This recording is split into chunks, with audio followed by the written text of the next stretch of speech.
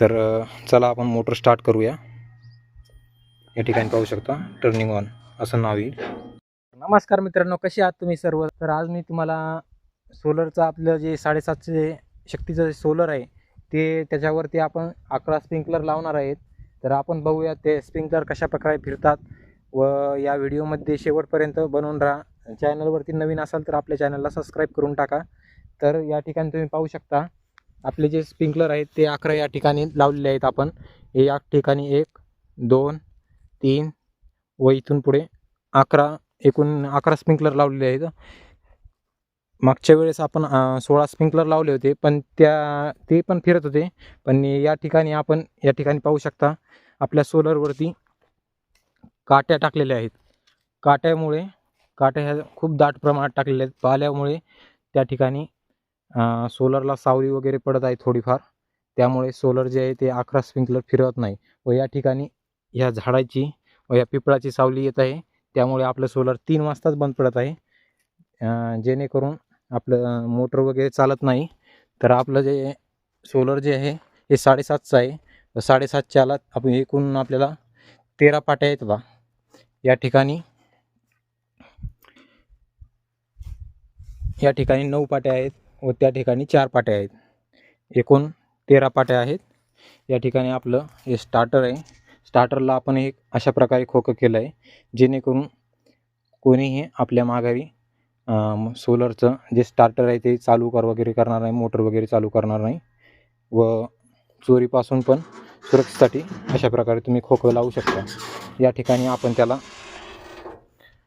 हवा येण्यासाठी भोकाड केलेले आहेत। या ठिकाणी पाहू शकता अशा प्रकारे आपण त्याला भोकाड वगैरे केलेले आहे। या ठिकाणी आपलं सोलर जे आहे जे शक्तीचं आहे हे 7.5चं आहे। तर या ठिकाणी तुम्ही पाहू शकता जी आपली प्लेट आहे ती 535 वॅटची आहे। या ठिकाणी पाहू शकता 535 वॅट। आणि जे काल मी तुम्हाला मेडाचे जे सोलर दाखवलं होतं ते 7.5चं असून देखील त्यामध्ये एकूण 20 पाट्या आहेत बा। आणि त्याची कॅपॅसिटी आहे ती पाट्यांची कमी प्रमाणात आहे। आय थिंक मला वाटतं 330 वॅटचं का काय त्याची पाटी आहे वाटतं। तर या ठिकाणी आपलं जे सोलर आहे ते 535 वॅटची पाटी आहे, पॉवरफुल सोलरची प्लेट आहे। या ठिकाणी देखील याला IP68 म्हणजे वॉटरप्रूफ आहे म्हणून असं दाखवण्यात आलं आहे। या ठिकाणी मी तुम्हाला दाखवतो 1500 वोल्ट। या ठिकाणी पाहू शकता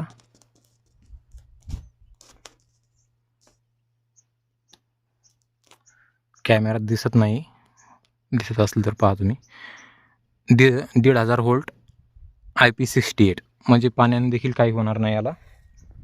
या ठिकाणी आपण याला काट्या वगैरे टाकून जेणेकरून आपल्या सोलरवरती वायनर वगैरे काही येणार नाही, या ठिकाणी आपण असं केलेलं आहे।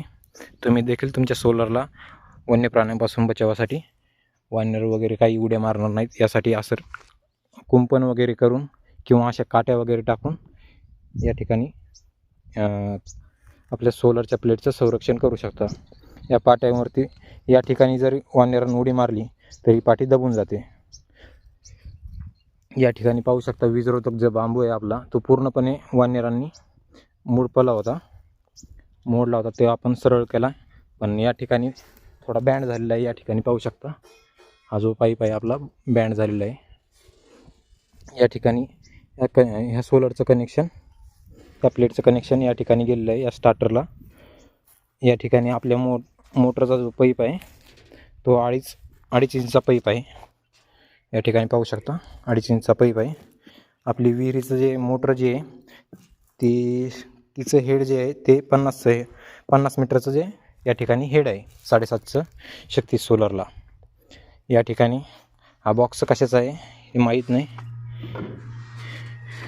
या ठिकाणी हे नेटवर्कचं याच्यामध्ये तुम्हाला सिम कार्ड वगैरे दिसून जाईल। या ठिकाणी 4G नेटवर्क, सिग्नल पल्स वगैरे, GPS अशा प्रकारे दिलेलं आहे। पंपिंग लाईफ शक्ती शक्तीचा या ठिकाणी लोगो आहे, या ठिकाणी पण लोगो आहे शक्तीचा। या ठिकाणी हे बंद करण्याचं बटन आहे, या ठिकाणी चालू करण्याचं बटन आहे. याची सेटिंग वगैरे या ठिकाणी आहेत. पाईप वगैरे खूप छान आहे, त्याची मजबूती. मी कोणत्याही कंपनीचं प्रमोशन वगैरे काही करीन नाही. या ठिकाणी आपल्याला दिसत आहे मजबूती ही चांगली आहे सोलरची, त्यामुळे मी तुम्हाला सांगतो. तर चला आपण मोटर स्टार्ट करूया. या ठिकाणी पाहू शकता टर्निंग ऑन असं नाव येईल. तर आपली मोटर जी आहे ती चालू झालेली आहे. तर मित्रांनो,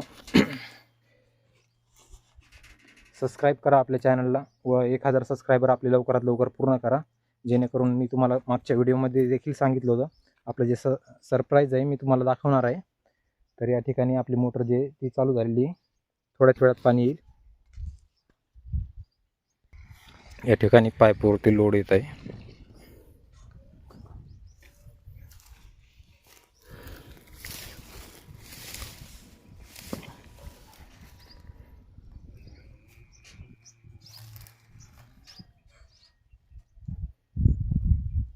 तर मित्रांनो, सोलरविषयी तुम्हाला काही प्रश्न असतील तर तुम्ही कमेंट बॉक्समध्ये नक्की कळवा व व्हिडिओ तुम्हाला कसा वाटला हे कमेंट करून नक्की सांगा. तर या ठिकाणी मोटर जी आहे ती चालू झालेली आहे, पाणी जात आहे. या ठिकाणी स्प्रिंकलर पाणी फेकत आहेत. थोड्याच वेळात पूर्णपणे स्टार्ट होऊन जाईल स्प्रिंकलर. तुमच्या सोलरवरती जरी पाणी वगैरे काही पडलं तरी त्याला काही होणार नाही. IP68 रेटिंग आहे त्याला, जेणेकरून पाण्याने काही होणार नाही त्याला. या ठिकाणी 9 प्लेट आहेत, त्या ठिकाणी 4 प्लेट आहेत. तर आपलं सोलर जे आहे ते स्प्रिंकलर जे आहे ते चालू झालेलं आहे.